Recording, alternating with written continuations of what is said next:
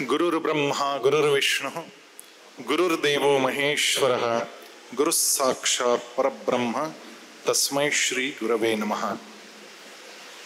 परमपूज्य स्वामी गोविंददेव गिरीजी महाराज यांच्या सूक्ष्म उपस्थितीला आणि संपूर्ण गुरु परंपरेला वंदन करतो।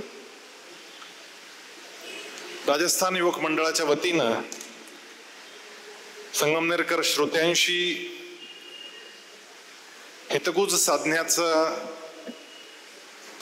हा क्षण माझ्यासाठी अतिशय आनंददायी आहे। या मंडळाचे अतिशय उत्साही आणि कार्यक्षम अध्यक्ष बंधू मनीषजी मालपाणी, उपाध्यक्ष सुमितजी अट्टल, सर्वच पदाधिकारी आणि या ठिकाणी गीतेवर प्रेम करणारे सर्व उपस्थित श्रोते, या मागच्या 5 वर्षांपूर्वी बरोबर 16 ते 20 जुलै 2019 या कालखंडामध्ये 5 दिवस सलगपणे भगवद्गीतेवर मी बोललो होतो आणि बरोबर 5 वर्षांनी पुन्हा एकदा ही संधी मला उपलब्ध झाली। पण या 5 वर्षात गीता महोत्सव या ठिकाणी साजरा झाला, ज्या कार्यक्रमाला परमपूज्य सरसंघ चालक मोहनजी भागवत आणि परमपूज्य स्वामी रामदेवजी महाराज हे दोघेही अतिथी म्हणून उपस्थित होते आणि त्या दिवशी 71,000 कंठस्थ अध्यायांचं पठन पूज्य स्वामीजींच्या 71व्या वाढदिवसाच्या निमित्तानं संगमनेरमध्ये सस्वर केलं गेलं। त्यासाठी 35,000 विद्यार्थी 2 अध्याय म्हणण्यासाठी आले होते आणि माझ्यासारखे 71 लोक ज्यांनी संपूर्ण भगवद्गीता त्या निमित्तानं पाठ केली होती, अशी 71 मंडळी होती। आणि मग हा कार्यक्रम नोव्हेंबर महिन्यात झाला आणि आम्ही ठरवलं की आता आपल्याला देशभरात भगवद्गीतेचा प्रचार प्रसार करायला सुरुवात करायची आहे। पण 2020च्या मार्चमध्ये कोरोनाचा लॉकडाऊन लागला आणि आता हे काम कसं करायचं असा मोठा प्रश्न उपस्थित झाला। लॉकडाऊन मध्ये सगळेच आपापल्या घरी होते आणि आमच्या लखनौच्या एका कार्यकर्तीनं ऑनलाईन झूमवर भगवद्गीता शिकवायला सुरुवात केली। तो काळ असा होता की झूम हे आपल्याला फारसं परिचित नव्हतं, ते कसं उघडायचं, त्याच्यावर कसं करायचं हे काही माहित नव्हतं। आणि त्या भगिनीनं मला अनेक वेळा विनंती केली की तुम्ही आमच्या झूम क्लासमध्ये या। मग एक दिवशी मी यशला सांगितलं ते झूम कसं करायचं मला सांग, मग त्याने ते सगळं जॉईन करून दिलं। 5 मिनिटात माझ्या लक्षात आलं, पण त्यांच्या लक्षात आलं नाही की मी आतमध्ये आलोय। मी आपलं 5 मिनिटं शांत चित्तानं ते समजून घेतलं आणि ते छान चाललंय आणि 20-25 लोक ऑनलाईन भगवद्गीता शिकतायत। मला राहवलं नाही, मी त्यातून बाहेर पडलो आणि मी आमचे उपाध्यक्ष आशु गोयल यांना फोन केला, रे म्हटलं ती मुलगी इतकं चांगलं काम करते, कमीत कमी 100-200 लोक तरी जोडून द्या तिला। ते म्हणे कहाँ से लाएंगे भैया? म्हटलं एक काम करा, मला तुम्ही काहीतरी लिंक तयार करून द्या, मी ती पाठवतो आणि आपल्याला मिळतील काही लोक, 100-200 लोक तर सहजच मिळतील। व्हॉट्सअपवर एक लिंक तयार केली, 250 लोक एका व्हॉट्सअप ग्रुपमध्ये जॉईन करू शकतात। ते 250 लोक पहिल्या 10 मिनिटातच जॉईन झाले। मग मी दुसरी टाकली, मग तिसरी टाकली आणि त्या एका दिवसभरामध्ये 10 लिंक व्हॉट्सअपच्या गेल्या आणि मी त्यांना म्हटलं आता थांबा, आपली तयारी नाही आहे। मी सुवर्णकाकींना फोन केला, म्हटलं आम्हाला 100 लोकांना शिकवणारे 25 प्रशिक्षक हवेत। म्हणे प्रशिक्षक आहेत आपल्या गावात, मी अनेक महिलांना शिकवलंय, पण त्यांना हे झूम वगैरे कळणार नाही। म्हटलं नावं द्या, त्यांच्या घरातल्या लहान मुलांना आम्ही संपर्क करून त्यांना झूम कसा जॉईन करायचा हे समजून, मुलं पटकन करतात कारण ते शाळेत शिकायला लागलेली होती झूम। मग त्या लहान मुलांनी आपल्या संगमनेरातल्या जे गीता परिवाराचे सदस्य होतेच, त्यांनी आपापल्या आज्यांना किंवा आयांना झूम जॉईन करून दिला आणि त्यांनाही तासभर थांबावं लागायचं काही अडचण आली तर पाहायला। आणि मग 2-3 दिवसात आम्ही तयारी केली आणि कमीत कमी 12वा आणि 15वा अध्याय पुढच्या 20 दिवसात शिकवायचा आहे 2,500 लोकांना, असं समजून ते सुरू केलं। आणि 20 दिवसात अनेक गोष्टी आम्ही वार लेवलवर केल्या पण याची सुरुवात जी झाली ती संगमनेरातल्या त्या 25 मातृशक्तीनं ती सुरुवात केली आणि आज शिकणाऱ्या मंडळींची संख्या 10 लाख झाली. 13 भाषांमध्ये हे शिकवलं जात आहे. 13 भाषांमधून ती पुस्तकं तयार झाली. म्हणजे संस्कृत अनेकांना वाचता येत नाही. कन्नड लोकांना, तामिळ लोकांना, तेलुगू लोकांना संस्कृत नाही वाचता येत, देवनागरी वाचताच येत नाही. मग त्यांच्यासाठी त्यांच्या लिपीमध्ये ही भगवद्गीता ट्रान्सलेट केली गेली, ट्रान्सक्रिप्ट केली गेली. आम्ही सुरू केलं काम आणि एक दिवशी स्वामीजींचा मला फोन आला की अरे काय चाललंय तुमचं. म्हटलं आम्ही भगवद्गीता शिकवायला घेतली. आता आम्हालाही कल्पना नव्हती एवढा उद्योग होईल हा सगळा. त्यामुळे मी काकींकडे बसून ते अनुस्वार, विसर्ग, त्याचे उच्चार असे कंसात लिहून घ्यायचो आणि मला ते सोपं जायचं. कारण प्रत्येक अनुस्वाराचा उच्चार वेगळा आहे ना. आंबा म्हणताना आपण म म्हणतो आणि नंद म्हणताना न नळाचा म्हणतो आणि कंठ म्हणताना न बाणाचा म्हणतो. पण हे का म्हणतो हे माझ्यासारख्या संस्कृत फारसं न जाणणाऱ्याला काही माहित नव्हतं. त्यामुळे संस्कृतचे विद्वान जे सांगतील ते कंसात लिहून घ्यायचं, फार डोकं न लावता काम पूर्ण करून टाकायचं. तर मी जी PDF पाठवली 2500 लोकांना, त्याच्यामध्ये कंसात त्या अनुस्वारांचे उच्चार लिहून टाकले. कारण गंगा म्हणताना ग म्हणावा लागतो, संजय म्हणताना य म्हणावा लागतो, संयम म्हणताना यमाचा म्हणावा लागतो, संवाद म्हणताना व म्हणावा लागतो. अनुस्वाराचे कितीतरी उच्चार आहेत, ते सगळे टाकले कंसामध्ये. स्वामीजींचा फोन आला. ते म्हणे तुम्ही काय करून ठेवलंय. म्हटलं काय नाही, आम्ही ते संस्कृत ते असं कंसात लिहिलं. स्वामीजी म्हणे अरे असं कुठे असतं का, ते संस्कृतच्या नियमात बसत नाही ना असं लिहिणं. म्हटलं स्वामीजी सामान्य लोकांना कळण्याशी मतलब आहे ना, त्यामुळे संस्कृतच्या नियमांचं काय एवढं घेऊन बसायचं, आपण ते सोपं करून टाकलं. पण तुम्हाला कोणी सांगितलं. ते म्हणे एका संस्कृत विद्वानाचा मला फोन आला आणि त्यांनी सांगितलं की तुम्ही असं काहीतरी चुकीचं करताय. म्हटलं बिलकुल चुकीचं नाही, आम्ही संस्कृत खाली उतरवली. जशी तुळशी खाली उतरवतो ना आपण, तशी संस्कृत खाली उतरवली. तुळशी उतरवताना त्या तुळशीला सुद्धा जखमा होतात, पण तरी तुळशी आनंदित होते, कारण कृष्णाच्या पायी तिला जाण्याचं सौभाग्य मिळतं. तशी संस्कृत 2 पावलं खाली उतरली तरी कृष्णाच्या गीतेसाठी उतरली, म्हणून आम्ही हे केलं. स्वामीजी हसायला लागले.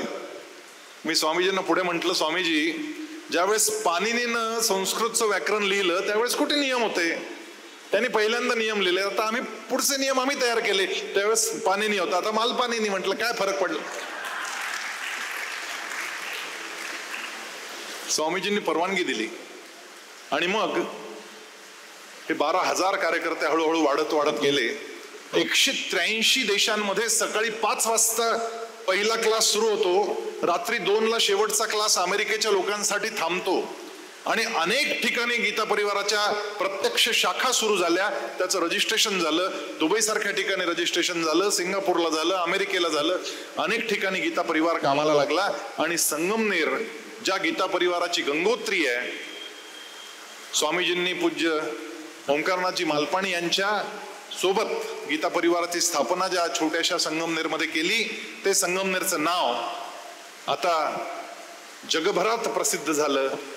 गीता जगभरात पोहोचवण्याचं काम संगमनेरच्या मातृशक्तीनं केलं. अनेकांचा असा समज असतो की गीता म्हणजे म्हातारपणी वाचायचा ग्रंथ आहे. बिलकुल नाही. तो अर्जुन अत्यंत युवा आहे आणि त्या युवक अर्जुनाला त्यानं त्याचं खाली टाकलेलं शस्त्र परत हातात घ्यावं, ते गांडीव पुन्हा हातात घ्यावं आणि मनानं जो पडलेला अर्जुन आहे त्या अर्जुनाला परत उठवण्यासाठी, पराक्रम करण्यासाठी सांगितलेला ग्रंथ म्हणजे भगवद्गीता आहे. भक्तियोग 12वा अध्याय आहे. पण दुसऱ्या अध्यायामध्ये भगवान कृष्ण अर्जुनाला उपदेश करतात, ततो युद्धाय युज्यस्व नैवम पापम वाप्स्यसि. युद्ध करण्यामध्ये काही पाप नाही आहे हे तू लक्षात घे. उठ, उत्तिष्ठ कौंतेय. कौंतेय उठ, उत्तिष्ठ परंतप. तू परंतपस्वी आहेस, उठ. पराक्रमाचा संदेश देण्यासाठी भगवद्गीता आहे. आणि हा जो पाऊस येतोय ना, हा पाऊस याची साक्ष आहे. भगवद्गीतेमध्ये सांगितलंय की ज्या ज्या ठिकाणी यज्ञ होईल त्या त्या ठिकाणी पर्जन्य आलंच पाहिजे. आणि राजस्थान युवक मंडळानं हा यज्ञ मांडला, हा वाघ यज्ञ. त्यामुळे पर्जन्याचं येणं हे स्वाभाविक आहे, पण तुम्ही येऊन स्थानापन्न झाल्यानंतर मग यज्ञ खरा सुरू झाला, त्याच्यात तुमचाही वाटा आहे. भगवद्गीता का शिकायची हे परत परत आपण स्वतःला विचारलं पाहिजे. आपल्या मनातला पराक्रम जागवण्यासाठी भगवद्गीता शिकायची हे पहिलं लक्षात घेतलं पाहिजे. कर्मयोग, भक्तियोग, ज्ञानयोग हे सगळं नंतर, आधी पराक्रम. आणि त्यामुळे आपल्या आतमध्ये जे दडलेलं आहे पराक्रम, तो बाहेर काढणं, यासाठी अर्जुन जो गलितगात्र झालेला, दृष्ट्वेमं स्वजनम कृष्ण युयुत्सुम समुपस्थितम सीदन्ति मम गात्राणि मुखंच परिशिष्यति वेपथुष्य शरीरे मे रोमहर्षश्च जायते गांडीवं संस्कृते हस्तात् त्वक्चैव परिदह्यते न च शक्नोम्यवस्थातुं भ्रमतीव च मे मनः. असं त्याचं वर्णन त्या भगवद्गीतेमध्ये आलं. स्वतः अर्जुन हे सांगतोय की मी गलितगात्र झालो, माझा घसा कोरडा पडला, मला काहीच करण्याचे त्राण उरलेले नाहीत, माझ्या संपूर्ण अंगामध्ये प्रचंड उष्णता तयार झालेली आहे, माझं गांडीव हातातून खाली पडून गेलंय आणि माझं मन आता भ्रमित झालेलं आहे. भ्रमतीव च मे मनः. अशी अर्जुनाची परिस्थिती आहे. आणि हा कृष्ण आणि अर्जुनाचा संवाद हे संस्कृत मध्येच का शिकवायचं, तर संस्कृत मध्ये शिकवण्यासाठी त्याचं मुख्य कारण असं आहे की बाकीच्या भाषांमधून आपण मराठीतून ज्ञानेश्वरी वाचलीच पाहिजे, आपण हिंदीतून हरिगीता वाचली पाहिजे, पण भगवंताच्या मुखातून जे शब्द बाहेर पडले ते केवळ शब्द राहत नाही, ते मंत्र होतात. आणि म्हणून मंत्र जे आहेत त्यांची भाषा बदलता येत नाही. आणि म्हणून भगवद्गीता संस्कृत मध्ये शिकायची. आणि त्यासाठी गीता परिवार हे काम करू लागलाय. दर शनिवारी रविवारी आम्ही अर्थ सांगायला लागलो. मागची म्हणजे 2021 ते आता 2024 असे 4 वर्ष दर शनिवारी रविवारी ऑनलाईन झूमवर मी 4 वर्ष दर शनिवार रविवार भगवद्गीतेवर 1 तास बोलतोय आणि अर्धा तास प्रश्नोत्तर करतोय. त्यामुळे 5 वर्षापूर्वी मी जे बोललो त्यानंतर या मागच्या 5 वर्षामध्ये माझीच समज अजून थोडीशी वर गेली. अर्थात अजून पूर्ण नाही पोहोचली, कारण भगवद्गीता रोज नवीन काहीतरी सांगते, रोज वाचताना नवीन अनुभव येतो. आणि हे अनुभव घेण्यासाठी म्हणून भगवद्गीता शिकायची. गीता एक संवाद आहे. या ठिकाणी मनीषने गीतेचं वर्णन केलं की 700 श्लोक आहेत. 4 लोकांचा हा संवाद. त्यातली सुरुवात धृतराष्ट्र करतो. एकच श्लोक धृतराष्ट्राच्या मुखात आहे. आणि धृतराष्ट्र त्याचा मंत्री ज्याला दिव्य दृष्टी प्राप्त आहे त्या संजयाला विचारतो. मला फार आनंद झाला की गीतेमध्ये संजय नाव येतं. आणि एकदा नाही आहे, 41 वेळा हा संजय बोलतोय. 41 वेळा संजयाचे श्लोक आहेत. 41 श्लोक त्याच्या तोंडी आहेत. 1 श्लोक धृतराष्ट्राच्या तोंडी आहे. अर्जुनाच्या तोंडी 84 श्लोक आहेत. आणि कृष्णानं दिलेला उपदेश हा 574 श्लोकांमध्ये आहे. असे एकूण हे 700 श्लोक आहेत. या 700 श्लोकांमध्ये जी सुरुवात आहे धृतराष्ट्र करतो. धर्मक्षेत्रे कुरुक्षेत्रे समवेता युत्सवः मामकाः पांडवाश्चैव किम कुर्वत. संजय तू काय करतोय मला सांग जरा. हे ज्यावेळेस संजय बोलतो, धृतराष्ट्र ज्यावेळेस हे बोलतात त्यावेळेस मग संजय त्याला उत्तर द्यायला सुरुवात करतो. या गीतेचं वैशिष्ट्य असं आहे की या धृतराष्ट्राच्या तोंडी फक्त एकच श्लोक आहे आणि धृतराष्ट्र अंध आहे. भौतिक दृष्टीनं हे अंध आहेच, पण अंतर्दृष्टीनं पण अंध झालेला आहे, आंधळच झालाय. पुत्र प्रेमात आंधळ झालेला आहे. अशा अंधारात असलेल्या अंधापासून सुरुवात होते भगवद्गीतेची. आणि शेवटचा जो श्लोक आहे तो संजयाच्या मुखी आहे, ज्याला दिव्य दृष्टी प्राप्त आहे. यत्र योगेश्वर कृष्णो यत्र पार्थो धनुर्धरः तत्र श्री विजयो भूतिर ध्रुवा नीतिर मतिर मम. असं जे शेवटच्या श्लोकात संजयानं सांगितलं, हा अंधारापासून प्रकाशापर्यंतचा प्रवास आहे. एका अंध व्यक्तीपासून सुरू होऊन दिव्य दृष्टी प्राप्त संजयाला थांबलेला प्रवास आहे. धृतराष्ट्राचं पहिलं शब्दच धर्म आहे, धर्मक्षेत्रे कुरुक्षेत्रे, आणि पहिलं अक्षर जे ते ध आहे. आणि संजयाचं शेवटचं अक्षर म्हणजे भगवद्गीतेचा 700वा श्लोक जो थांबतो मतिर मम, म वर येऊन थांबतो. ध पासून सुरुवात आहे आणि म ला शेवट आहे, धर्म. या 2 शब्दांमध्ये हे 700 श्लोक असे बसवलेत की ते खऱ्या अर्थानं धर्माची व्याख्या करतात की धर्म म्हणजे नेमकं काय. हे आज आपण जे म्हणतो हिंदू धर्म, मुस्लिम धर्म, हे भगवद्गीताला अपेक्षित धर्म नाही आहे. आणि त्यामुळे धर्म म्हणजे नेमकं काय हे उलगडत जाईल. मी जसं जसं सांगत जाईल तसं तुम्हाला कळेल की आपला धर्म म्हणजे नेमकं काय. पण या 4 लोकांचा संवाद आणि प्रत्येक अध्यायाला, ते 18 अध्याय जे आहेत त्याला नावं दिलेली आहेत आणि प्रत्येक अध्यायाला एक पुष्पिका आहे. ती पुष्पिका अशी आहे, ओम तत्सदिति श्रीमद भगवद्गीता सुपनिषत्सु ब्रह्मविद्यायाम योगशास्त्रे श्री कृष्णार्जुन संवादे अर्जुन विषाद योगो नाम प्रथमोध्यायः. अर्जुन विषाद नावाचा प्रथम अध्याय इथे पूर्ण झाला. पण तिथे म्हणताना असं म्हटलंय की श्री कृष्णार्जुन संवादे. आणि पहिला अध्याय जर नीट चाळून पाहिला तर एक गंमत आहे, यामध्ये कृष्णाचा एकही श्लोक नाही आहे. धृतराष्ट्र सुरुवात करतो, संजय माहिती देतो, अर्जुन सांगतो कृष्णाला की सेनयोर उभयोर मध्ये स्थापयित्वा अर्थ तो मध्ये रथ मध्ये घेऊन ये.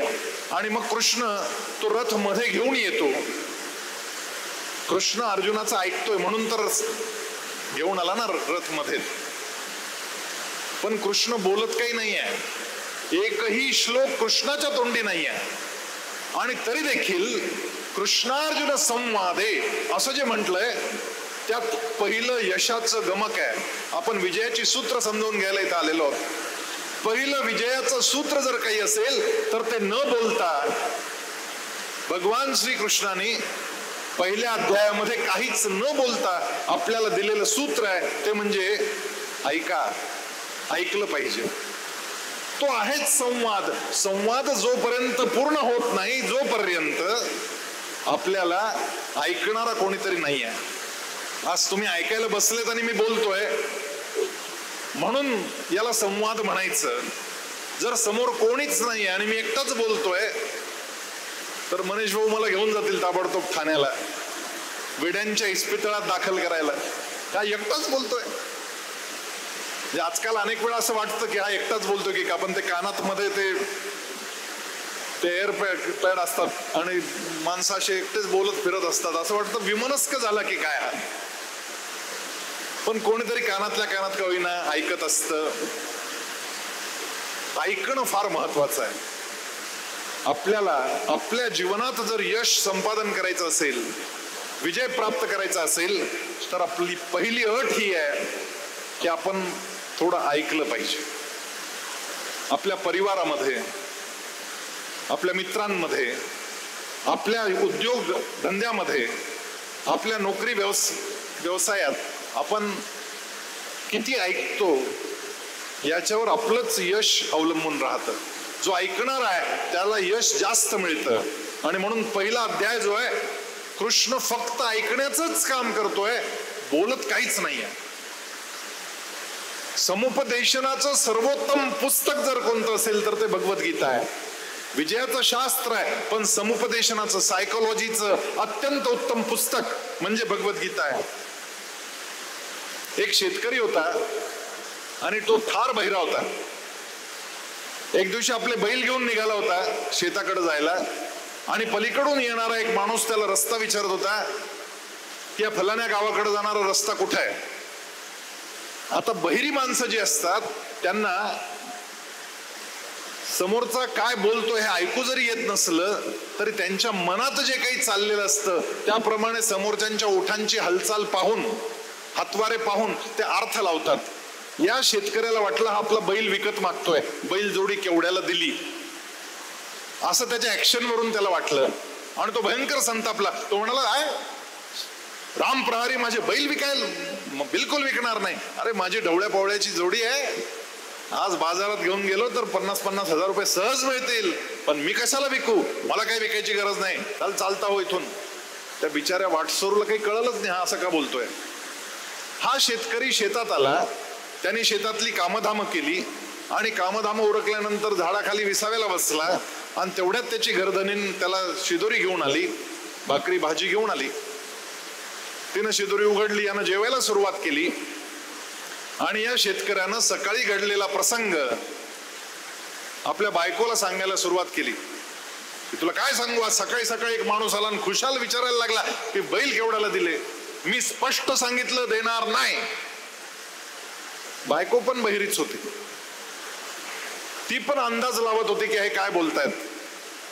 तिला वाटलं याने पहिला घास खाल्ला आणि त्याच्यानंतर हे तडफड काहीतरी बोलतायत. याचा अर्थ नक्की हा आहे की भाजीत मिरची जास्त पडलेली आहे.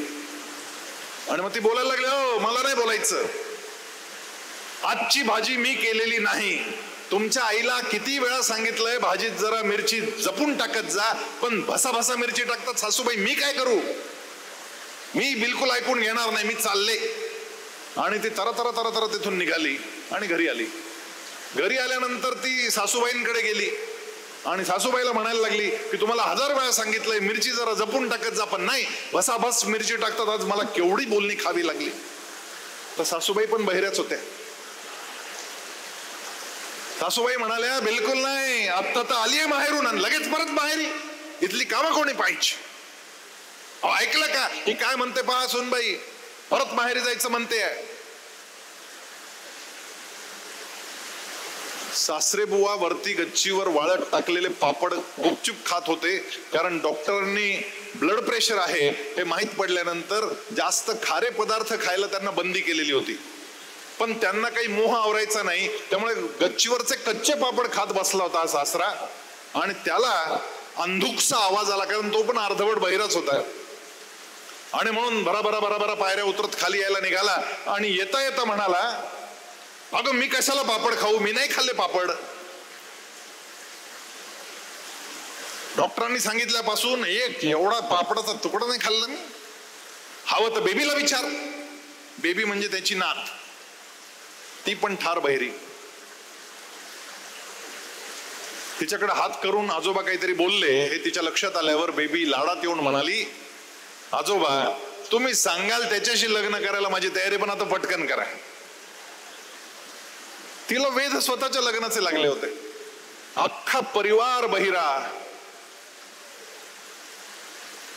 असे परिवार ऐकू येत असूनही न ऐकणारे परिवार सुद्धा असतात.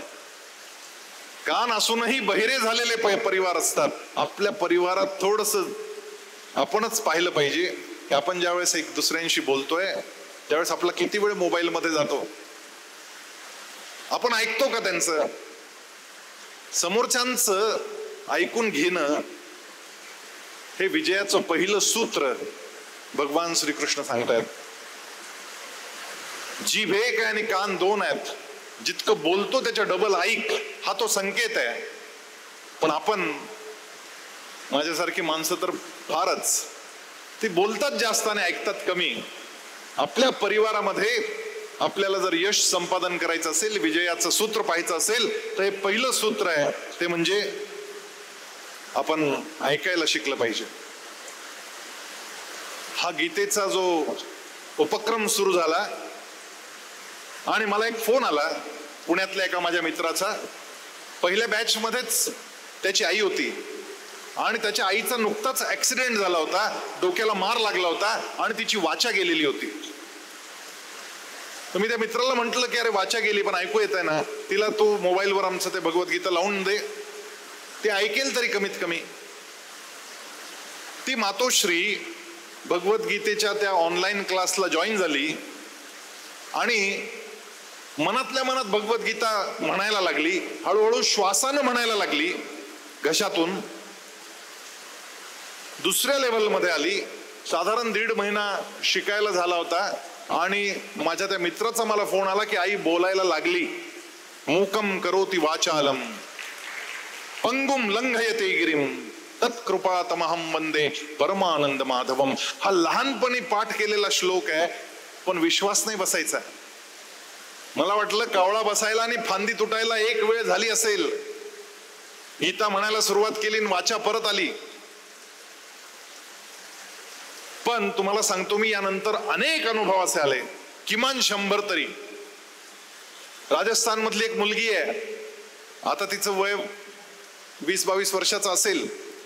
लहानपणी वयाच्या 5व्या महिन्यात या जुळ्या भावंडांना, बहीण आणि भाऊ यांना ताप भरला म्हणून हॉस्पिटलमध्ये नेलं गेलं.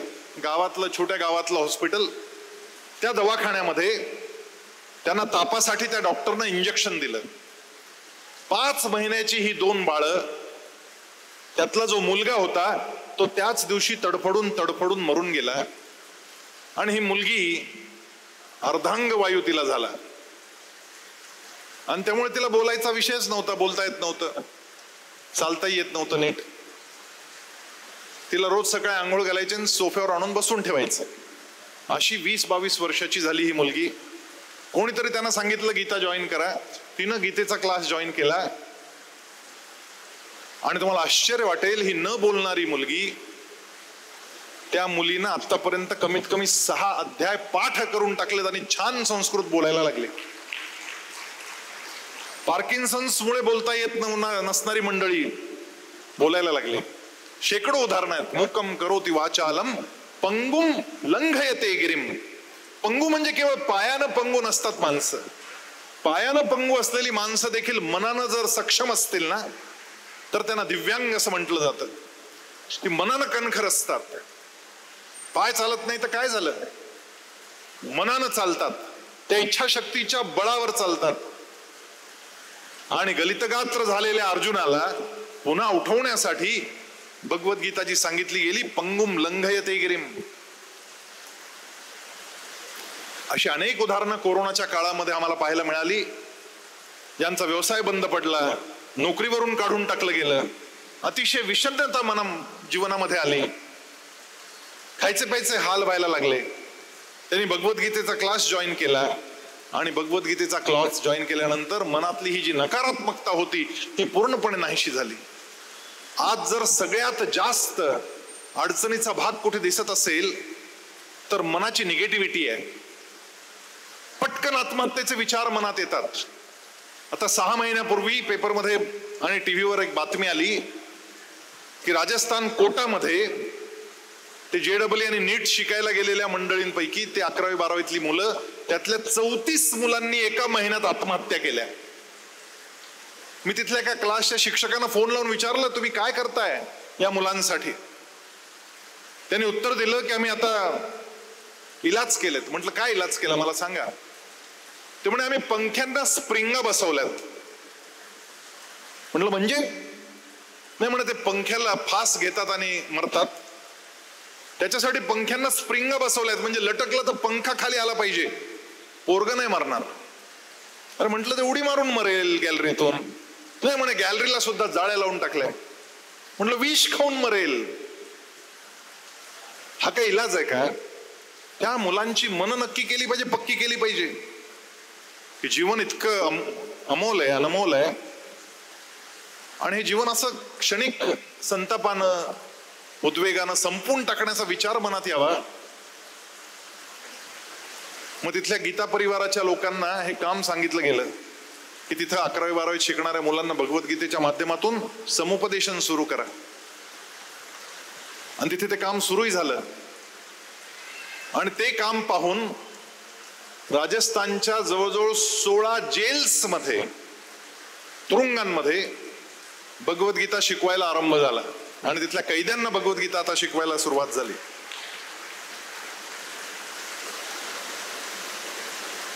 लोकांच्या चेहऱ्यावर हसू फुलवण्याचं काम करते भगवद्गीता.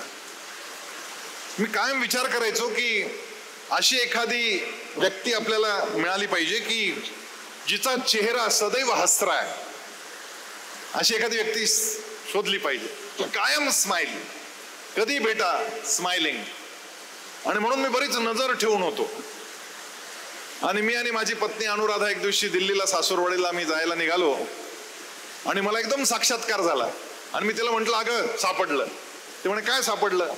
म्हटलं मी शोध घेत होतो ना सदैव हसणाऱ्या व्यक्तीचा, ती व्यक्ती सापडली. कोण? म्हटलं ती एअर होस्टेस. ती बघ म्हटलं, तू येते जाते, ती कायम स्माइल करते. हे गीता शिकायच्या नादात महाभारत विमानातच घडलं असतं. पण लगेच तिने हजर जबाबीपणे उत्तर दिलं, अहो तुम्ही फक्त समोरून येणारी पाहता, मागून येणारी पहा. ती हसत नाही, फक्त समोरून येताना हसते. तिची पाठ दिसली की ती हसत नसते. मग मी मागे वळून पाहिलं आणि तिचं म्हणणं खरं निघालं. नेहमी हसणारी व्यक्ती कोण? भगवद्गीतेमध्ये एक फार सुंदर प्रसंग येतो. भगवद्गीतेमध्ये कृष्ण बोलायला सुरुवात करतात. हे अर्जुनाचं सगळं ते ऐकून घेतल्यानंतर ते बोलायला सुरुवात करतात आणि बोलताना अतिशय टोकदार शब्द वापरतात. अतिशय टोकदार. क्लैब्यम मास्मगमः पार्थ नैतत्वयुपपद्यते क्षुद्रम हृदय दौर्बल्यम त्यक्त्वोत्तिष्ठ परंतप. यात क्लैब्य शब्दाचा अर्थ नपुंसक असा आहे. ते वाचताना मला वाटलं बहुतेक कृष्ण चिडला. स्वाभाविक आहे हो, ज्याच्या भरोशावर एवढा उपद्व्याप केला, एवढी 18 अक्षोहिणी सेना गोळा झाली, आता एकमेकांवर बाण मारायचे, शंखध्वनी व्हायला लागले, आणि तेव्हा खाली बसतो आणि सांगतोय की मी चाललो, मी जातो, सॉरी मला काहीच लढायचं नाही, मी संन्यास घेतो. आणि त्याचं सारथ्य करणारा कृष्ण आहे. त्याच्या मनात हे आलं असेल ना, मी थोडे आलो होतो तुझ्या घरी, तू माझ्या घरी मला बोलवायला आला, युद्ध आमच्या सोबत राहा, आणि तू आता म्हणतोय चाललो, याला काय अर्थ आहे का? नपुंसक कुठला, असं रागानं म्हटलं असेल. पण ते सगळं कृष्णाचं बोलणं पूर्ण झाल्यानंतर संजय बोलायला सुरुवात करतो. त्यावेळेस तो पहिला श्लोक असा सांगतो की मी कृष्णाची बॉडी लँग्वेज जी पाहतोय, त्यांची शरीर भाषा जी मी पाहतोय, प्रहसन्निव भारत सेनयोरुभयोर मध्ये विषीदंतमिदं वचः. तो हसतोय आणि हसता हसता बोलतोय. इथे या प्रश्नाचं उत्तर आहे. कृष्ण चिडलेला नाहीये, कृष्ण हसत हसत बोलतोय. आणि आपल्या मित्राला, आपल्या जवळच्या व्यक्तीला आपण हसत हसत एखादा कटू शब्द जरी बोललो ना तरी त्याचा शब्दशः अर्थ नाही घेतला जात, त्याच्या मागची भावना समजून घेतली जाते. कारण ते हसत हसत सांगितलंय. फीडबॅक द्यायचा आहे, तुझं हे चुकलं हे सांगायचंय, भाजीत मीठ नाहीये हे सांगायचंय, विथ स्माइलिंग फेस. हसत हसत सांगितलं पाहिजे. किंबहुना सांगायची खरं कारणच नाही, जेवण वगैरे झाल्यानंतर हळूच कानात सांगितलं पाहिजे. 4-4 समोर बिलकुलच सांगायला नाही पाहिजे. कोणी पाहुणे येणार असेल आणि तीच भाजी खाणार असेल तरच सांगितलं पाहिजे.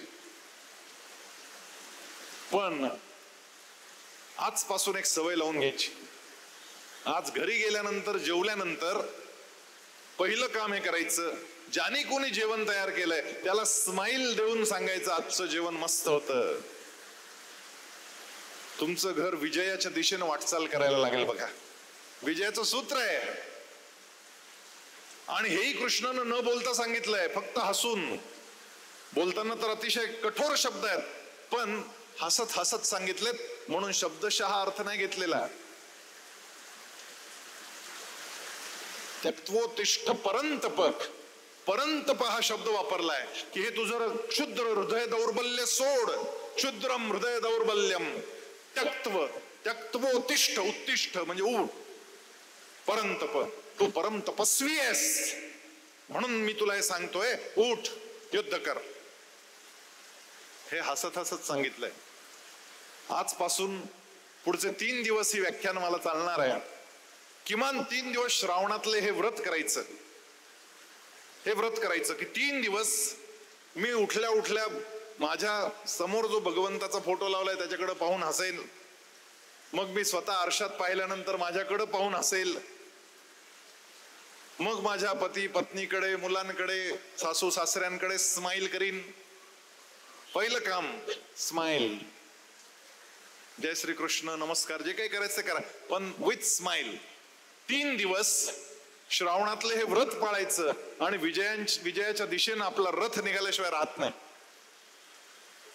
भगवद्गीतेतलं हे सगळ्यात महत्वाचं सूत्र मला वाटतं. मी ज्यावेळेस भगवद्गीतेचा अभ्यास करत होतो त्यावेळेस 3ऱ्या अध्यायामध्ये एक फार महत्वाचा श्लोक येतो. अर्जुन त्याला विचारतो की पापाला कारणीभूत कारण काय असतात आणि नेमका आपला शत्रू कोण, असा प्रश्न अर्जुनानं विचारलेला आहे. आणि त्यावर कृष्णानं उत्तर दिलं, काम एष क्रोध एष रजोगुण समुद्भव महाशनो महापाप्मा विद्धेन मिह वैरिनम. तुझे सगळ्यात मोठे वैरी आणि अत्यंत पापी आणि पापकर्म करायला प्रद्युक्त करणारा जर कोणी तुझा सगळ्यात मोठा वैरी असेल तर त्या तुझ्या कामना आहेत. काम एष क्रोध एष, आणि तो तुझा क्रोध आहे, तो तुझा रागीट स्वभाव आहे. माझा स्वभाव रागीटच आहे आणि मी पटकन रागावतो हे मला माहित होतं, पण त्यावेळेस काय आवरत नाही, त्यामुळे स्वाभाविकपणे ते घडून जातं. हे वाचल्यानंतर मी म्हंटल, अरे आपला सगळ्यात मोठा शत्रू आपला राग आहे. आणि भगवद्गीता वाचता वाचता पुढे गेल्यानंतर तर अजून एक श्लोक आला. त्या श्लोकामध्ये असं सांगितलं होतं की नरकाचे 3 दरवाजे आहेत. त्रिविधन नरकस्येदन द्वारन नाशनमात्मनः काम क्रोधस तथा लोभस तस्मादेत त्रयं त्यजेत. नरकात उघडणारे हे 3 दरवाजे आहेत. काम क्रोधस तथा लोभस, तुझी कामना, तुझा क्रोध आणि तुझा लोभ, हे ते 3 दरवाजे आहेत. श्लोक वाचला, मनात राहिला, दिवसभर चिंतन चाललं होतं, पाठ करण्याचं काम चालू होतं. आणि त्याच दिवशी कोणाच्या तरी घरी त्यांच्या घरातल्या एका ज्येष्ठ व्यक्तीचा मृत्यू झाला होता, म्हणून त्यांना भेटायला म्हणून मी गेलो. संध्याकाळची वेळ होती आणि गुरुजी येऊन बसलेले होते आणि ते गरुड पुराण वाचत होते. आता अशा प्रसंगी गेल्यानंतर आपल्याला काहीच करता येत नाही, गुपचूप बसावं लागतं. ते संपत नाही तोपर्यंत बसावं लागतं. मी आपलं बसलो तिथे. मी पहिल्यांदाच ऐकत होतो ते, आणि ते ऐकताना मला तर शिसारीच येत होती. ते भयंकर वर्णन आहे सगळं. ती अशी एक नदी असते वैतरणी नावाची, आणि त्या नदीत पाणी नाही आहे, मलमूत्र आहे, त्याच्यात पू आहे, सगळी घाण त्याच्यातून वाहते, त्याच्यात तुम्हाला ओढत नेतात. जर तुम्हाला नरकात जायचं असेल तर तो रस्ता आहे, त्या वैतरणीतून नेतात तुम्हाला. आणि मग नरकाच्या दरवाजावर उभं करतात. आणि नरकाच्या दरवाजात उभं केल्यानंतर तिथे 2 काळे कभिन्न यमदूत हातात तळपच्या तलवारी घेऊन उभे असतात. आणि तुमचा शिरच्छेद केला जातो, तुमचं मुंडकं उडवलं जातं. आणि मग त्यातला एक तुमचं मुंडकं धरतो आणि एक तुमचं धड हातात घेतो, आणि ते दोघे नाचत नाचत तुमचं धड आणि तुमचं मुंडकं हात घेऊन जातात आणि तिथं उकळत्या तेलाच्या कढईमध्ये ते टाकतात. आता हे मी ऐकत होतो सगळं, आणि माझ्या मनात येत होतं की काय असं कुठे असतं का? तर मेला ना, त्याला जाळून टाकलं, त्याचं मुंडकं राहिलं का शिल्लक? मग मुंडकं कशाचं उडवलं असेल? आता हे सकाळी वाचलेला भगवद्गीतेतला श्लोक, नरकाचे 3 दरवाजे, आणि संध्याकाळी ऐकलेलं नरकाचं वर्णन, मला झोपच येईना त्या दिवशी, कारण मी रागीट. आणि त्यामुळे स्वाभाविकपणे आपलं मुंडकं त्याचं भज केलं जाणार उकळत्या तेलाच्या कढईत, हे माझ्या डोक्यात बिनायला लागलं. आणि मग नंतर मला उमजलं की असं नाही आहे, हे मेल्यानंतरचं नाही आहे, हे आधीच होतं. ज्या ज्या वेळेस आपण चिडतो, ज्या ज्या वेळेस आपण रागावतो, ज्या ज्या वेळेस आपला क्रोध विस्फोट होऊन बाहेर पडतो, त्या त्या वेळेस आपलं विवेक झोपलेला असतो, बेशुद्ध झालेला असतो. आपलं सबकॉन्शियस माइंड हे अनकॉन्शियस झालेलं असतं. आपला मेंदू काम करायचं बंद झालेला असतो. आपलं डोकं उडालेलं असतं, आपला शिरच्छेद झालेला असतो. आपलं मस्तक त्यावेळेस काम करतच नसतो. आणि तोच नरक आहे. आरशात पाहावं त्यावेळेस आपला चेहरा संपूर्ण लालबुंद झालेला असतो. तुमच्या चेहऱ्याचं भज झालेलं असतं उकळत्या तेलाच्या कढईत. कुठे आहे उकळत्या तेलाची कढई? हे बाहेर नाहीये कुठे. आपलंच रक्त आतमध्ये उसळायला लागतं राग आल्यानंतर, आणि ते जे रक्त उसळतं त्या उकळत्या तेलाच्या कढईमध्ये आपल्याला टाकलं जातं. आणि मग ते उकळायला लागलं फार वेळा, आणि पुन्हा पुन्हा की ब्लड प्रेशर येतो, नरक, डायबेटीस, शुगर, त्याचा परिणाम आहे हा. आणि मग तुमच्या समोर लोक मिठाई खात आहेत आणि तुम्ही म्हणायचं सॉरी आम्हाला जरा मधुमेह आहे. मी पटकन गेलो मालपाणी हॉस्पिटलमध्ये. म्हटलं बघा बाबा शुगर बिगर आहे का. त्यानं रिपोर्ट पाठवला, ते म्हणे आहे. मी म्हटलं झालं, आपला नरक झाला. समोर लोक आमरस खातात आणि आपण पाहायचं आणि आमरस खायचा नाही. उकळत्या तेलाच्या कढईचा नरक हाच आहे. मी सांगतो त्या दिवशीपासून आमूलाग्र बदललो. आपण जे रिॲक्ट होतो ना सारखं, तो रिस्पॉन्स द्यायला शिकलं पाहिजे. छोट्या छोट्या गोष्टींवरून आपले मतभेद होतात. छोट्या छोट्या गोष्टींवरून आपण मनभेद होऊ द्यायचा नाही. मतभेद झाले काही बिघडत नाही, आपण त्याला उत्तर द्यायचं, पण आपल्या मनात ते शत्रुत्व येऊ द्यायचं नाही. रात्री झोपताना रोज लिहायला लागलो, चार्टच तयार केला. ए म्हणजे अँगर. आज किती वेळा रागावलो? 7 वेळा. लिहून ठेवायचं. ए म्हणजे अँगर. AC दुसरा कॉलम केला. एसी म्हणजे अँगर कंट्रोल. किती वेळा तो राग नियंत्रणात आणता आला? 7 पैकी 2 वेळा. 5 वेळा गेला. 5 वेळा राग केला. आणि तिसरा कॉलम केला भगवत चिंतन. BC. AC BC. राग आला हे लक्षात आलं रे आलं की 10 वेळा देवाचं नाव घ्यायचं आणि तेही श्वासोश्वासात घ्यायचं. एक श्वास आत जाताना देवाचं नाव, श्वास बाहेर येताना एक देवाचं नाव. अशा 5 श्वासोच्छ्वासामध्ये 10 वेळा नाव घेऊन होतं. हे करायचं. आणि समजा तेही करायचं राहिलं असेल तर रात्री झोपण्यापूर्वी जितक्यांदा राहिलं तितक्यांदा ते करायचं. असं सुरू केलं आणि तुम्हाला सांगतो एका आठवड्यामध्ये असा परिणाम आला की ते BC लगेच व्हायचं.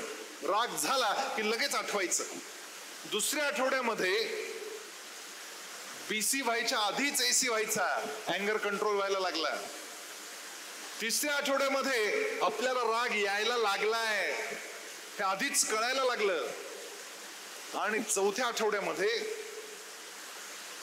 कळायला तो नियंत्रित व्हायला लागला. म्हणजे राग बाहेर यायचा नाही, तो आतल्या आत विझायचा.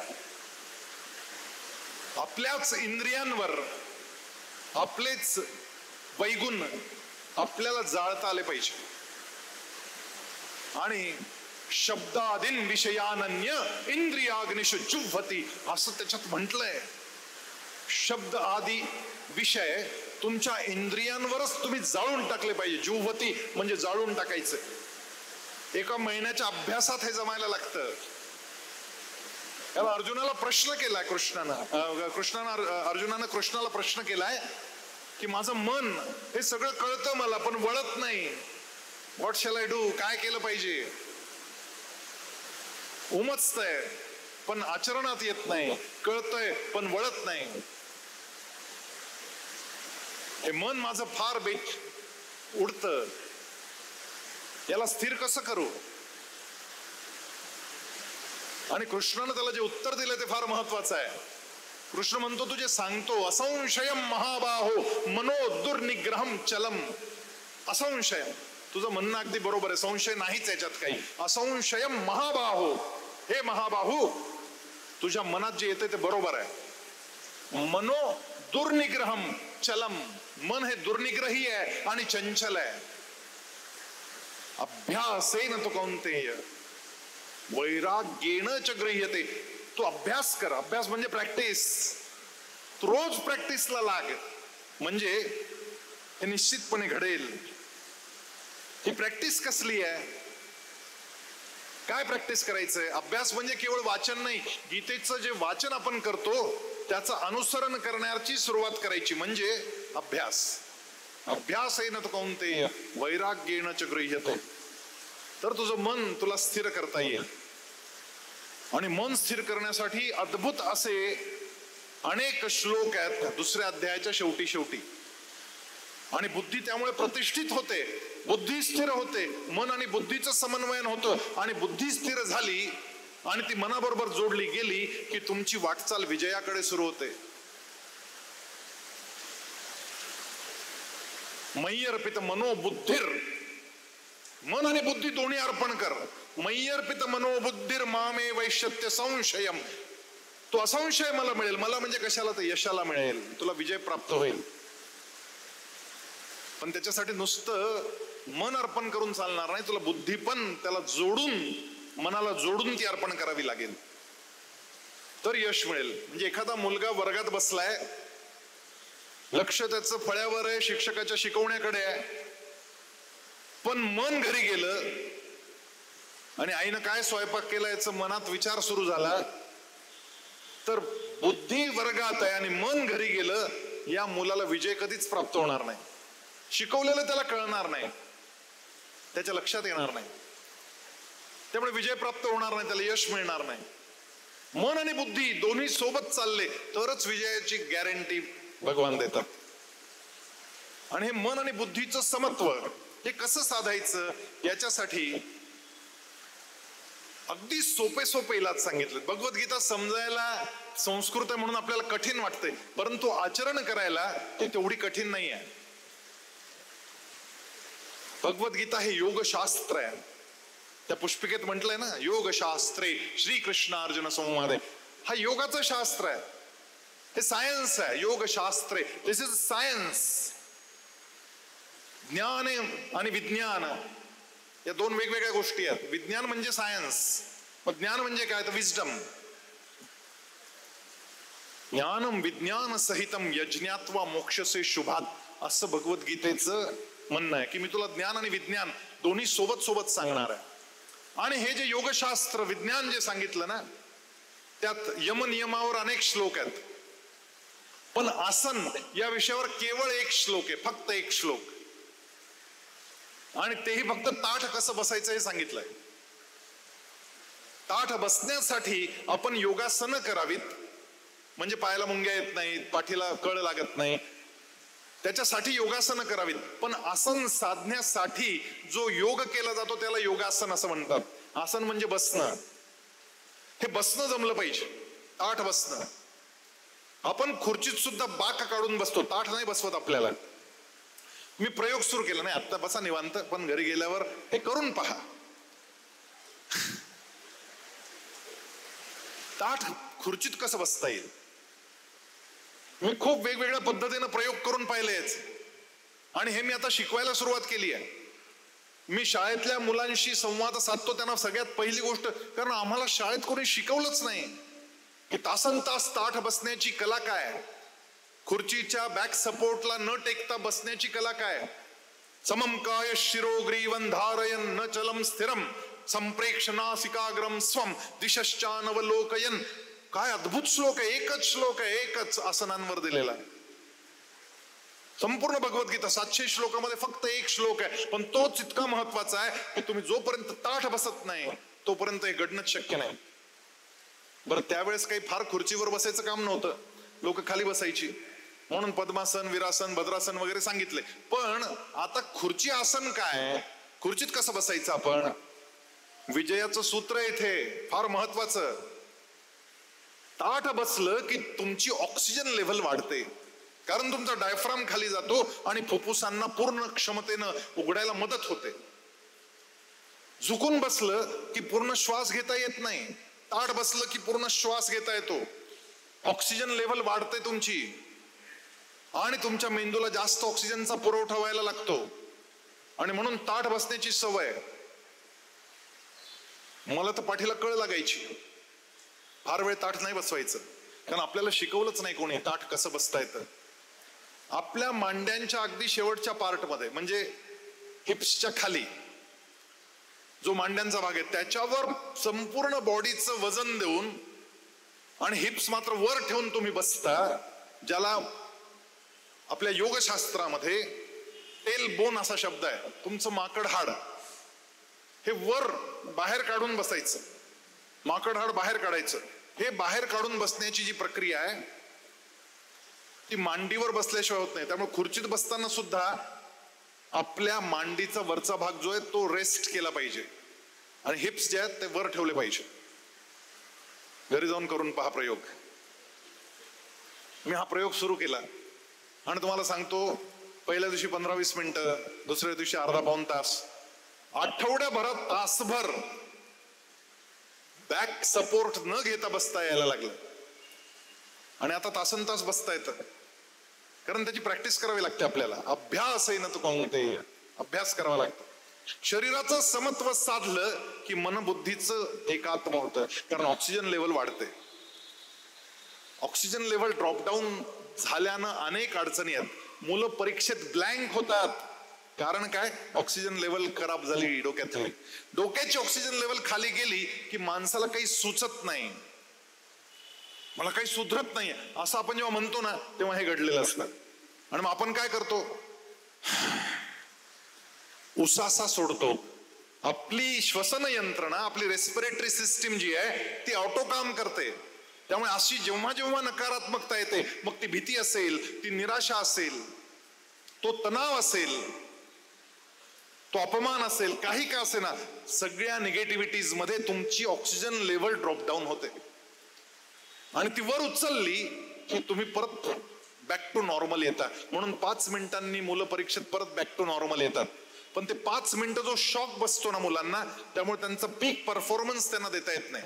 नॉर्मल होतात, आठवायला लागतं, परंतु सुंदर नाही लिहिता येत. म्हणून मुलांना शाळेत आम्ही ताठ बसायला शिकवतो. असं बसा, म्हणजे मेंदूची. कुत्रा अंगावर आलं काय होतं? भीती वाटते. भीती वाटल्यावर काय होतं? इकडं पळावं की तिकडे पळावं सुचत नाही, आणि श्वास मात्र लगेच वाढतो. श्वास का वाढतो? कारण तुमची श्वसन यंत्रणा ऑटोमॅटिक काम करायला लागते आणि तुम्ही धापा टाकायला लागता आणि ऑक्सिजन लेव्हल वर उचलायला लागता. आणि मग एकदा ती वर उचलली गेली की मग प्रतिक्रिया काय द्यायची हे तुम्हाला सुचतं. हे जे डोकं ब्लँक होणं आहे ना, हे फार गडबड करतं. आणि म्हणून ताठ बसायला शिकणं, आणि ही रेस्पिरेटरी सिस्टीम जी आहे, श्वसन यंत्रणा, ही जशी ऑटोमॅटिक काम करते तशीच ती आपल्याला काम करून घेता पण येतं. म्हणजे मनस्थिती बिघडली की श्वासोश्वास गडबडतो, तसं श्वासोश्वास नियंत्रित केला की मनस्थिती सुधारते. हे व्हाईस वर्सा समीकरण आपण लक्षात ठेवलं पाहिजे. हे फार अद्भुत आहे.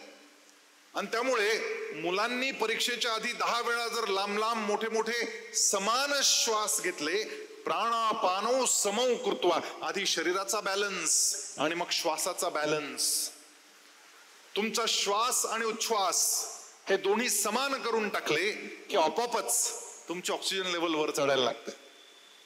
तुम्ही विजयाच्या दिशेने निघता. मला सांगा, हे सायन्स आपल्याला कोणी समजावूनच सांगितलं नाही. हे भगवद्गीता सांगते, पण भगवद्गीतेकडे आपण केवळ एक धार्मिक पोथी म्हणून पाहायला लागलो. देवाच्या ड्रॉवर मध्ये देवारात ठेवून दिली, फक्त गीता जयंतीला काढायची, फुलं व्हायची आणि परत आत टाकायची. नाही, भगवद्गीता सायन्स सांगते सगळं. विजयाची सूत्र देते भगवद्गीता. समत्वाची साधना सांगते. रिएक्टिव्ह न होता रिस्पॉन्सिव्ह कसं व्हावं, प्रोएक्टिव्ह कसं व्हावं हे शिकवते भगवद्गीता.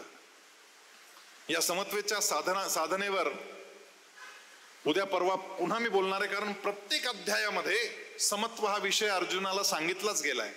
प्रत्येक अध्यायात आहे, 2ऱ्या अध्यायापासून 18व्या अध्यायापर्यंत प्रत्येक अध्यायात समत्वाचं महत्व सांगितलं गेलंय. आणि मग त्याच्याने काय काय घडतं हेही सांगितलं गेलंय. ते तर अद्भुत आहे, अकल्पनीय आहे. म्हणजे तुम्हाला एक सहज उदाहरण सांगतो. ज्यावेळेस हे भगवद्गीता शिकवण्याचं काम सुरू झालं, त्यावेळेस एक फोन आला मला की आपली एक कार्यकर्ती आहे, वय साधारण 70-75 वर्ष असेल, तिचा नवरा एक्सपायर झाला. मला वाईट वाटलं. कोरोनामध्ये हॉस्पिटलमध्ये नवरा एक्सपायर झाला. आणि मी सहज चौकशी केली आणि मला कळालं की काल दुपारी 4 वाजता तर यांनी क्लास घेतला. मग घटना बहुतेक रात्री झाली असेल. नाही म्हणाले, घटना काल सकाळी घडली. म्हणलं मग यांना कळालं नसेल, यांना कळवलं नसेल. नाही म्हणाले, त्यांना कळालं होतं. आपला नवरा गेलाय आणि तरी देखील दुपारी 4 वाजता आपण भगवद्गीतेचा क्लास घ्यावा, ही काय हिंमत आहे.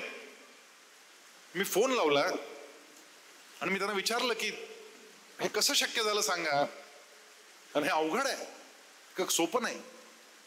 त्या बाई मला म्हणाल्या की संजय भाऊ, घटना जी घडायची होती ती घडली होती आणि त्यांना त्यांचं अंत्यदर्शन घेण्याची सुद्धा परवानगी आम्हाला नव्हती. परस्पर त्यांची अंत्ययात्रा गेली, त्यांचा अंत्यविधी झाला, त्यांना घरात सुद्धा नाही आणता आलं. अशा प्रसंगी घरामध्ये भगवद्गीतेपेक्षा दुसरं मोठं काय असू शकतो. आणि म्हणून मी ठरवलं की भगवद्गीतेचा क्लास घ्यायचा. त्या निमित्तानं का होईना भगवद्गीतेचे स्वर आपल्या घरात गुंजतील आणि मला एकाकी वाटणार नाही. कारण तो काळ असा होता की कोणी घरी येऊ जाऊ पण शकत नव्हतं. मग त्या झूमच्या माध्यमातून काही लोकांना भेटणं, त्या बाईनं डोळे पुसले आणि भगवद्गीता शिकवायला त्याच दिवशी संध्याकाळी सुरुवात केली. एवढं रिस्पॉन्सिव्ह होता येतं. चमत्कार आहे हा.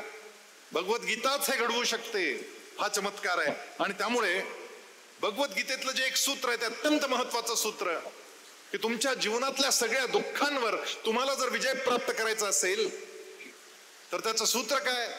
प्रसादे सर्व दुःखानां हानिरस्योपजायते प्रसन्न चेतसो ह्याशु बुद्धी पर्यवतिष्ठते. काय चमत्कार सांगतोय भगवद्गीता. याचा विचारच आपण केला नाही कधी.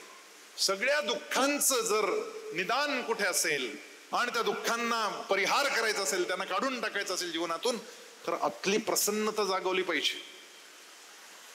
आपल्याला अप्रसन्न राहायची सवय आहे. थोडं काही झालं की आपण अप्रसन्न होतो.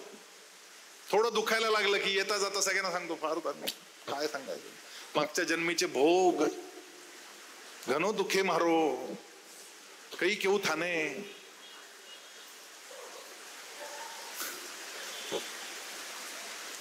दुःखाची सवय लावून घेतली. फार महत्वाचं आहे. दुःख कुठे होतंय तर शरीराला होत आहे. शरीर मी नाही आहे, मी आतमध्ये बसलेला आत्मा आहे. मग हे जे शरीराला जे दुःख होत आहे त्याचे एवढे लाड करायचेत का मी?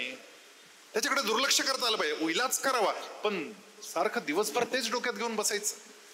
काही लोकांच्या डोक्यात लॉस बसतो, विशेषतः व्यापारी मंडळ. मी गेलो होतो एकाच्या घरी, दुकाने नीचे दुकान उपर मकान,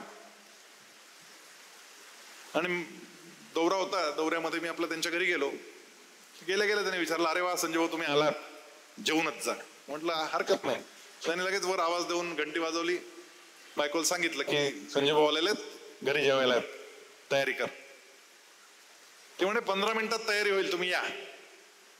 आणि मग आम्ही बोलायला सुरुवात केली. गिराईक नसताना ते माझ्याशी बोलायचं, गिराईक आल्यावर परत गिराईकांशी बोलायचं. आणि या 15 मिनिटात ते मला 5 वेळा बोलले. हो फार मंदी, हो फार मंदी. म्हटलं असं काय झालं, काय सांगू, मागच्या आठवड्यात 5 लाखाचं नुकसान झालं. हो 5 वेळा बोलले. हो मग वरतून आवाज आला, ताटं लागली त्यावर. आम्ही गेलो जेवायला, धुतले, जेवायला बसलो. जेवता जेवता त्यांनी मला एकदा सांगितलं 5 लाखाचं नुकसान झालं. आणि त्या भाभी मात्र मस्त वाढत होत्या आणि हसत हसत विनोद करत वाढत होत्या.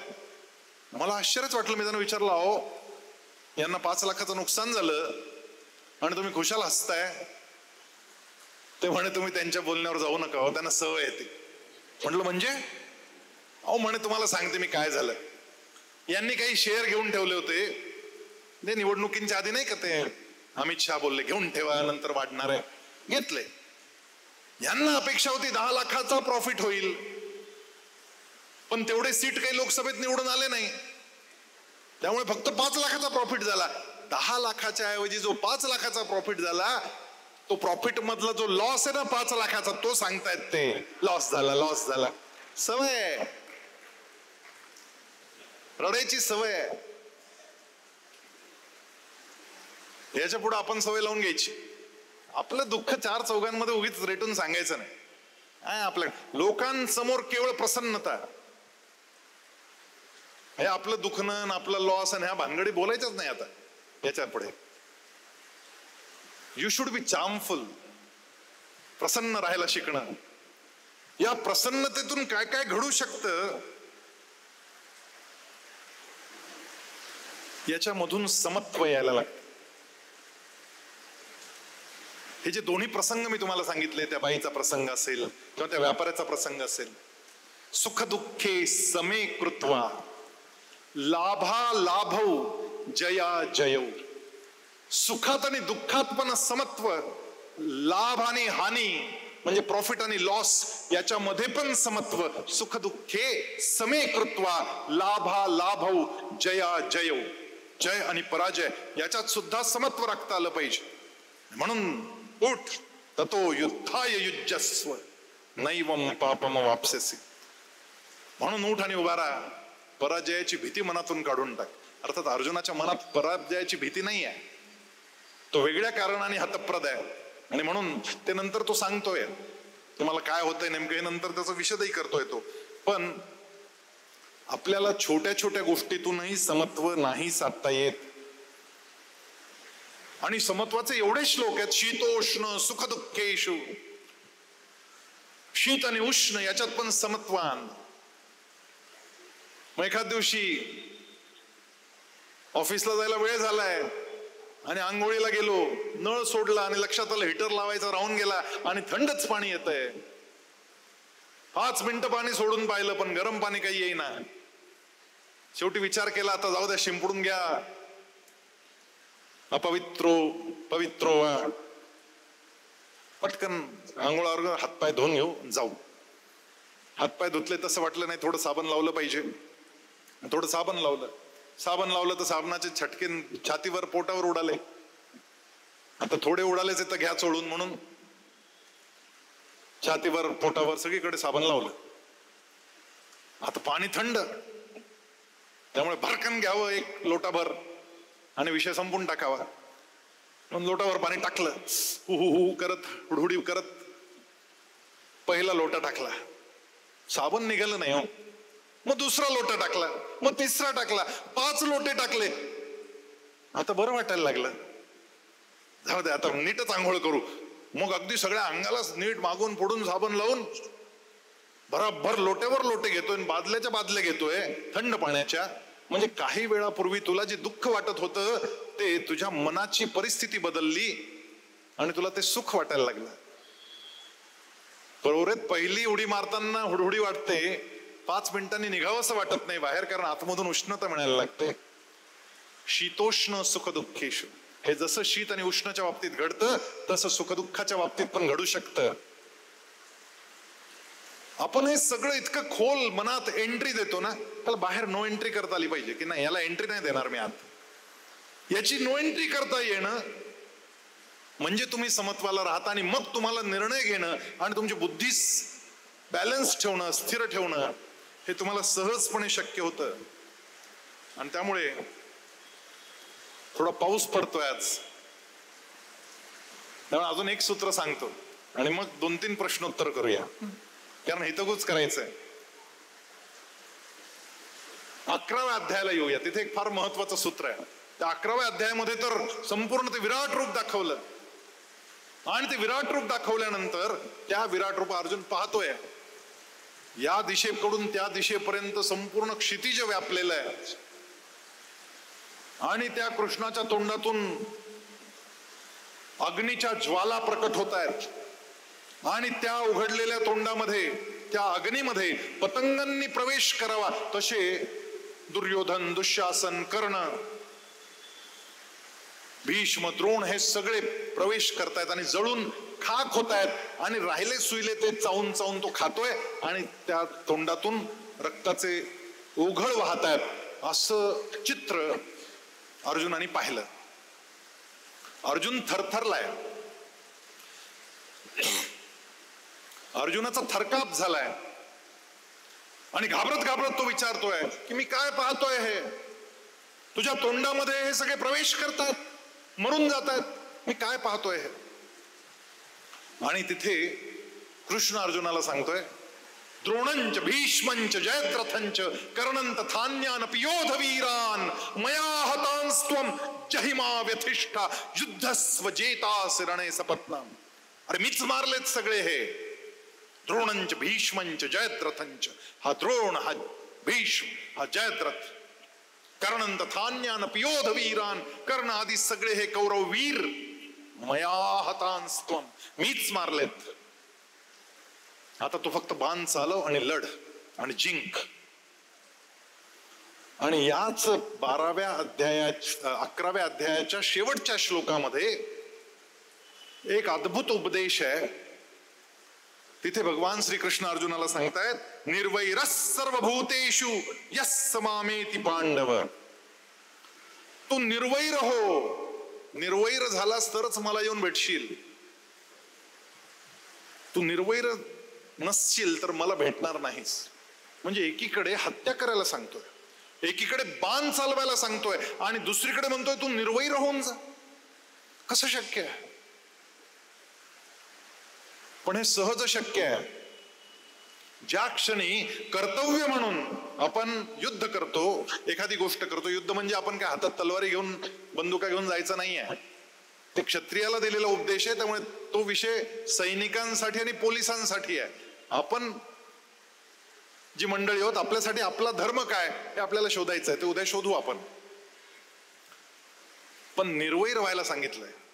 तुला युद्ध करायचं ना, युद्ध सुद्धा निर्वैर होऊन करता आलं पाहिजे. मारून टाकायचं, हत्या करायची आहे, कर्तव्याच्या भावनेतून हत्या कर. एका जेलमध्ये भगवद्गीता शिकवण्याचं काम सुरू होतं आणि मला ऑनलाईन बोलावलं गेलं प्रश्नोत्तरांसाठी. तिथल्या एका कैद्यानं हात वर केला आणि सांगितलं मला बोलायचंय तुमच्याशी. उभा राहिला आणि त्यानं सांगितलं बरं झालं तुम्ही चालू केलं हे, मला सगळं कळालं म्हणाले. आता मी एकाला ठिकाणावर लावलं, पण मी पकडला गेलो म्हणून इथे आहे. तो युद्धाय युज्यस्व, युद्ध करा हाच संदेश आहे. बाहेर गेल्यावर दुसऱ्याचा पण कार्यक्रम करणार. मला कळालं म्हटलं भगवद्गीता, बरीच तुम्ही चांगलं काम केलं सांगितलं. अरे म्हटलं बाबा असं नाहीये ते, हे अर्जुनाला सांगितलं. तो क्षत्रिय आहे, तो योद्धा आहे, तो त्या देशाचं संरक्षण करण्यासाठी उभा ठाकलेला वीर आहे. तू सैनिक आहेस का? तू सैनिक असशील तर दुसऱ्या अतिरेक्याला ठिकाणे लावायची तुला परवानगी आहे. तू पोलीस आहेस का? मग एन्काउंटर करायची परवानगी आहे. पण तू जर पोलीस नाहीस, तू जर सैनिक नाहीस, तर तुला तुझं जे युद्ध लढायचंय ते युद्ध लढण्यासाठी कोर्ट आहे, तिथे जाऊन लढ. पण तेही करत असताना मनात वैराचा विचार नाही पाहिजे. मी माझ्या जागेचं भांडण आहे, ते कोर्टात चाललंय, ते समत्वानं करता येतं तिथे, काय जे होईल ते होईल, पण लढू. मारामाऱ्या करण्यासाठी बांधावरून एकमेकांशी मारून टाकायचं, याला काही उपयोग नाही ना. वैर नाही येता कामा. तुम्ही तुमच्या तत्वाची लढाई जरूर करा, वैर करायचं काही कारण नाही. म्हणजे एखादा न्यायाधीश कसाबला फाशीची शिक्षा देतो, त्याची हत्या करतो, त्यावेळेस त्याला रात्री व्यवस्थित झोप लागते. त्याला काय असं नाही वाटत मी उगीच कसाबला मारलं, असं कोणाला मारून टाकणं बरं नाही, असं काहीच वाटलेलं नाही त्याला. त्यांनी दिली शिक्षा, कारण तो ज्या खुर्चीत बसलेला न्यायाधीश आहे, त्या खुर्चीचं ते काम आहे. याला जर सोडून दिलं तर हा अजून अनेक निरपराध लोकांची हत्या करेल, म्हणून याला फाशीची शिक्षा देणं हे त्याचं कर्तव्य आहे. कर्तव्य भावनेतून केलेली हत्या निर्वैर होऊन केलेली आहे, वैराची भावना मनात ठेवून केलेली नाही आहे. आपलं तर थोड्या थोड्या वेळात गोष्टींमध्ये नुसतं एखाद्याचा आवाज चढला तरी आयुष्यभर वैर, थोडं भांडण झालं की आयुष्यभर वैर, शब्दाला शब्द लागला, भांड्याला भांड लागलं की आयुष्यभर नुसता कणकणाटच चालला पाहिजे. कुशल गृहिणी ती असते जी भांड खाली पडलं आणि निनाद व्हायला लागला की पटकन हात लावते त्याला आणि थांबवते खनखनती. ते थांबवता आलं पाहिजे. आणि दुसऱ्या दिवशी डोक्यातही राहता कामा नये की काल आपलं खनखन झाली होती, नाही, तिथल्या तिथे विसरायचं. हे विस्मरणाचं खोडरबर पुसून टाकायची ती मेमरी. हे विस्मरणाचं खोडरबर ज्या पेन्सिलला असतं ना, तीच पेन्सिल चांगलं चित्र चितारू शकते, हे सत्य आहे. ते अनावश्यक आहे ते खोडून टाकायचं, जे योग्य आहे ते ठेवायचं, तरच चित्र चांगलं निघतं. आपल्या जीवनाचं चित्र यशस्वी बनवायचं असेल तर हे जे आहे ना, हे फार महत्वाचं आहे. आपल्याला निर्वैर होता आलं पाहिजे. सृजन करणाऱ्यांवर दोषारोपण होणार आहेत. तुम्ही चांगलं काम करायला निघाला ना, 4 लोक वाईट म्हणणार आहेत तुम्हाला. स्माइल करायचं, पहिला रूल सांगितला, स्माइल करायचं. हे स्वाभाविक आहे. एका चित्रकाराने चित्र काढलं आणि लावलं एसटी स्टँडवर आणि एक पेन ठेवला, याच्यातल्या चुकांवर फुल्या मारा. प्रत्येक जण याचा पाहायचा, पेन काढायचा, एक फुली. संध्याकाळपर्यंत अख्खं चित्र फुल्यांनीच भरलं, काळं झालं. रडायला लागला चित्रकार. तो म्हणाला एवढं वाईट होतं माझं चित्र? तो म्हणे अरे तुझं चित्र चांगलं होतं. एक मित्र होता चांगला, तो म्हणाला तू एक काम करा, परत काढ चित्र, उद्या पाहू आपण काय होतं. त्याने चित्र काढून तिथे लावलं, तिथे एक ब्रश ठेव म्हणाले, एक रंग ठेव, काही चुकलं असल्यास दुरुस्त करा असं खाली लिहिलं. संध्याकाळी जाऊन पाहिलं, एकानेही काही दुरुस्ती केलेली नव्हती. करायचं काही नाही, पण दुसऱ्याने जे केलं त्याच्यावर दोषारोपण करायचं. अशा लोकांचं वाईट वाटून घ्यायचं काही कारण नाही ना, आणि वैर करायचं तर बिलकुलच कारण नाही. पण आपण पटकन वैरच करतो. वा इलेक्शन में वो मारा साथे इसो आगे, आयुष्यभर दुखणं. काय करायचं, तिथलं तिथं सोडलं पाहिजे. इलेक्शन संपलं, विषय संपला. घरी जावं, एकमेकांच्या गळ्यात गळा घालून बसावं, झालं. इलेक्शन एंड झालं, मैत्री परत चालू. कोणाच्याही विषयी द्वेषाची भावना मनात शिल्लक ठेवता कामा नये. अद्वेष्टा सर्वभूतानां मैत्र करुण एवच निर्ममो निरहंकार समदुःख सुखक्षमी. परत आलं पहा, समदुःख सुखक्षमी. असं क्षमा करता आलं पाहिजे. मनामध्ये कोणाच्याही विषयीचा विद्वेष असता कामा नये. अद्वेष्टा सर्वभूतानां, सगळ्या भूतमात्रांविषयी, फक्त माणसांविषयी नाही, सापाविषयी, पालीविषयी, सगळे. म्हणून तर नागपंचमी आहे, म्हणून तर बैल पोळा येणार आहे. सगळ्या प्राणीमात्रांविषयी मैत्रीची भावना. मैत्र करुण एवच, करुणेची भावना. निर्ममो निरहंकार, मम म्हणायचं नाही, मी केलं असं सांगायचं नाही. अहंकार बिलकुल त्यागायचा. निर्ममो निरहंकार सम दुःख सुखक्षमी. पुन्हा सुख आणि दुःख समान मानायचं. हे नेमकं कसं करायचं याची सूत्र आपण उद्या जाणून घेऊ.